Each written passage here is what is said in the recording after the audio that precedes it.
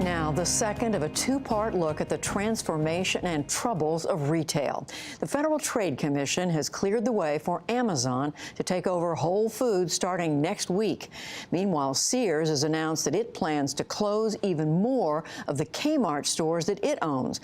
While each company has its particular story, there is no question the retail sector is going through a major transformation. Our economics correspondent Paul Salmon reports on how companies are trying to reboot and adapt to a most challenging environment. It's part of our weekly series, Making Sense. More store closings this year than any since the Great Recession. Retailers filing for bankruptcy at a record pace, countless others teetering on the brink. And so, the obvious question, is this Armageddon for retail?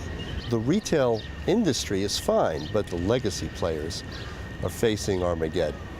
Columbia University retail professor Mark Cohen. You know, back in the day, if you wanted almost anything you can think of, you had to go to a department store. Now what's happening is the internet is hollowing out the great American shopping mall. Amazon founder Jeff Bezos predicted as much to me almost 20 years ago. Unless brick and mortar stores do something different, they're toast. To put it in the extremes, the category that's most threatened is the strip mall. Because that's no fun. This outside of Borders bookstore, which of course went bankrupt 12 years later. So what's a retailer to do now? The traditional retailers who survive this paradigm shift are going to have to create a physical presence that's far more attractive and engaging than what they've got. More engaging or else.